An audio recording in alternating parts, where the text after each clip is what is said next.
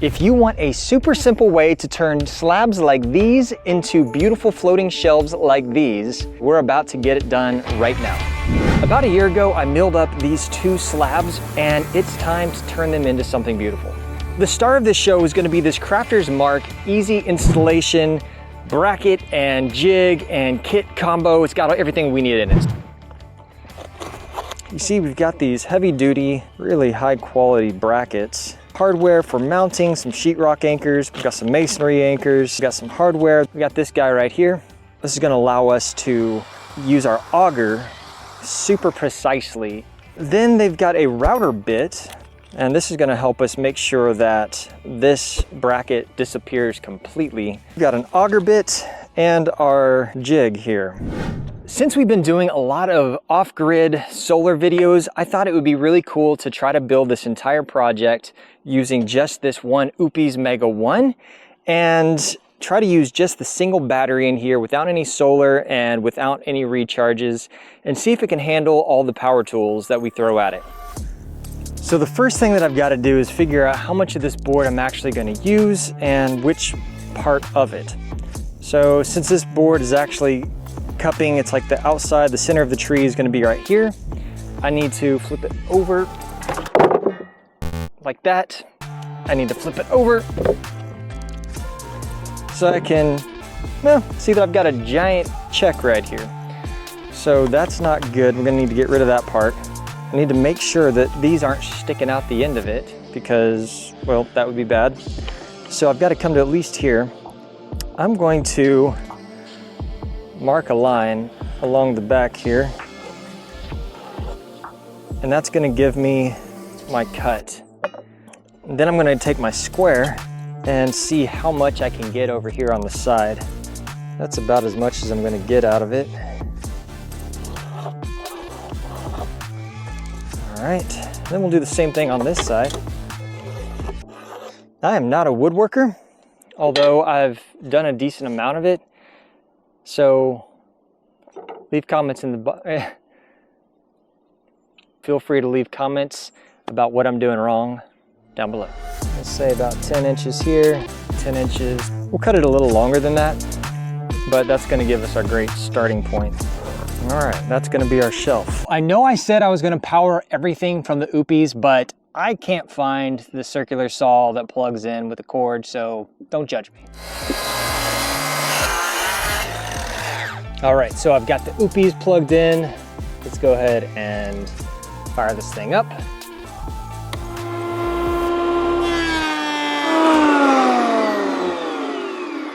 Yeah, now we got a nice flat surface that we can cut along. So I've got the saw blade about halfway up, connected to the OUPES, about 95% power left. Let's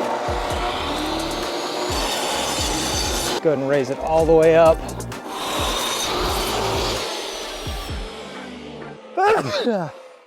Hey, sorry to all the safety Sallies out there. I know I could have cut my arm off. They're still here.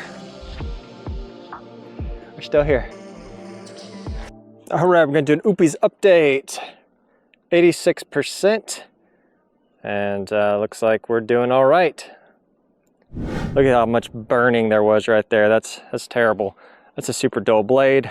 I need to get that fixed. Plus, this is an incredibly hard piece of wood. So we're gonna plane this thing down to make it nice and smooth and flat. But before we do that, so we're not wasting energy and time, we're gonna go ahead and chop it off and make it square. Look at that. Flip it over, do the same thing. Isn't it crazy that we're doing this on battery power? That's nuts. All right, let's see, one more. It's pretty wood. So because this board has a little bit of a twist to it, if we run it through the planer, it's just gonna twist as it goes through and we're never gonna get that out. So in order to get rid of the twist, we need something that doesn't have any twist, like this.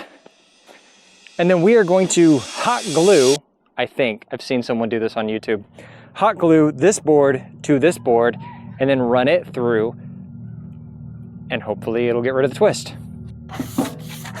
Get it nice and clean. Okay, so I've shoved some sticks up under here, and hopefully they are going to do something.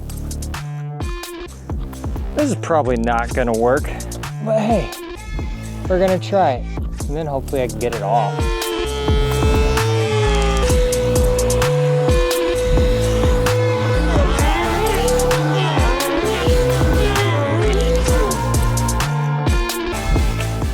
So I think one more pass and we're gonna be good. We need to get right here. The rest of it is looking great.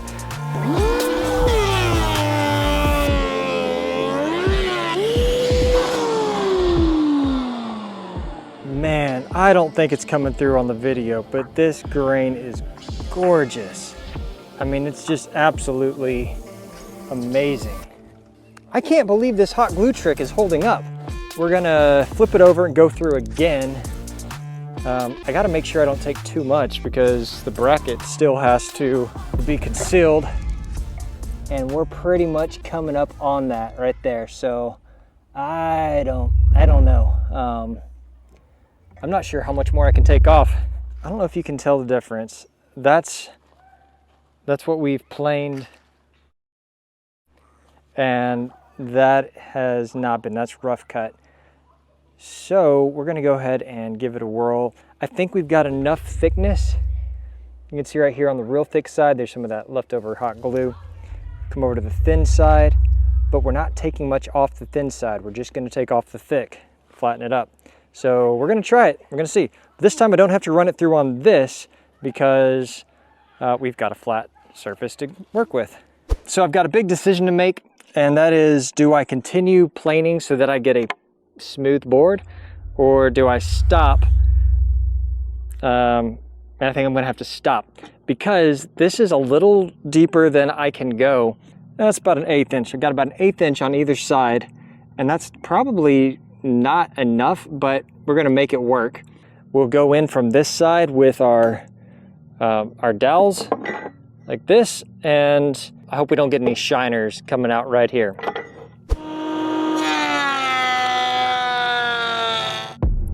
So it's at this point where I realize that I've messed up.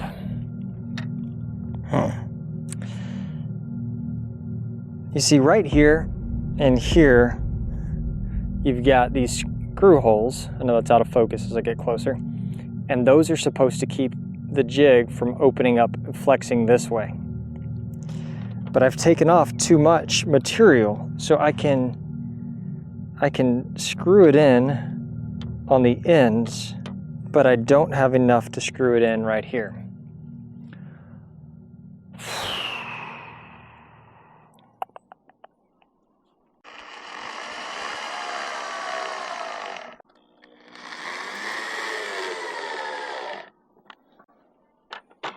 See, this just has a lot of flex in it.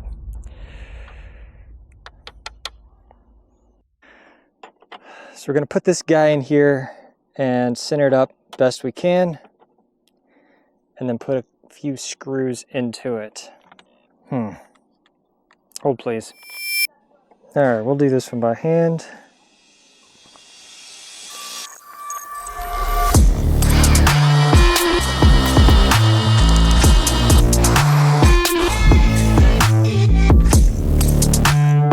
All right, so that's as deep as it goes, but we need to go a little deeper, so we will pull that off and then go without the guide. Let's do the other side. OUPES check, 47%. We're still doing all right.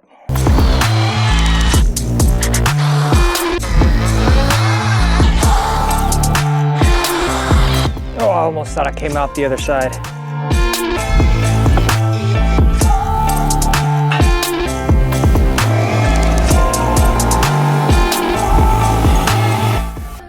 All right, moment of truth. Oh, that fits nice. Yep, that'll do. I think I'm going to solve this problem that I've got by taking these two pieces of wood. Okay, so this might give you a better idea. So what I've done is I replaced these bottom clips right here with this, or clamps with this one long one that goes all the way across on both sides. And then I've got these, I don't even know what these are. I picked them up off the side of the road one day, and I've got those clamped on here, giving me a little extra width, simply so that I could put these two in right here. All right, so we've got the router set to about 3/8 of an inch deep.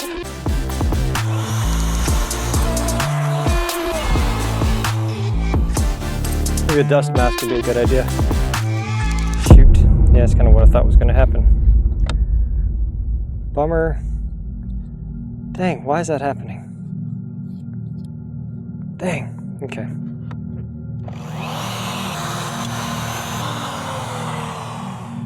Well, what I feared would happen actually happened. You see right here where this screw is, I was able to salvage that little itty bitty edge, but it disappeared the farther we got. Man, that stinks. That'll be on the bottom. It'll be all the way in the back. I think it'll be okay. We'll make it work. But man, that's disappointing. I guess I might as well go ahead and just like get that part off all the way down so it's consistent. Dang it. Oh man, it happened on this side too. Look at that. Right there. And see what happens is, as I'm going with the router, it flexes and then routes like off to the side. Dang. Man, that's such a bummer. I might try to do this again. I don't know. Dang it. All right, I'm starting over. Man, what a bummer. So what I did was I went ahead and just raised up these guys here a little bit to this height and then routed it all down again. So I'm basically starting over. Now, because of this flex here, as I'm going by, I can't trust this. So I'm going back to the old hot glue. Here we go, hot glue. We're gonna glue this. Based on how well it did with the planer, I actually have high hopes for this. I'm gonna do it on both sides. And then with any luck, it'll keep this from flexing out. This is the chintziest hot glue gun. It's a warm glue gun. All right, we're gonna try it again. Here we go.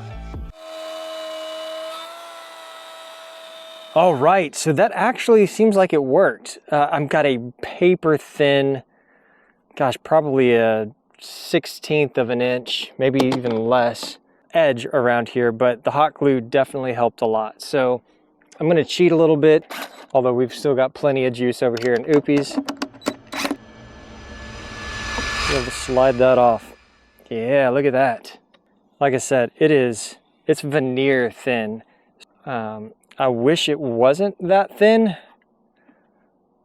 but I kind of did that to myself, planing it down.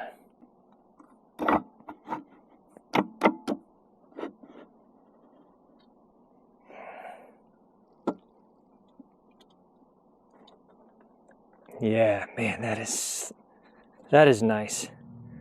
It's not going all the way in this middle one.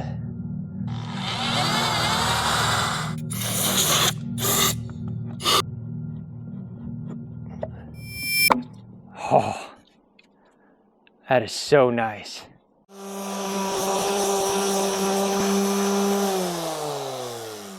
Amazing. It looks so good. And I'm excited to get some stain on yellow jackets. Keep buzzing my face.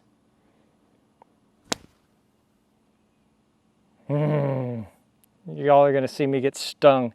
Yeah, I mean, it turned out great. I can't wait to get some boiled linseed oil on here. That's kind of my preferred finish. Yeah, then we're gonna get it up on the walls. Also, we are at 1% on the OUPES Mega 1, and we're done with all the power tools. So actually, it's at 1% just after filling up the air compressor, and I didn't really need to do that.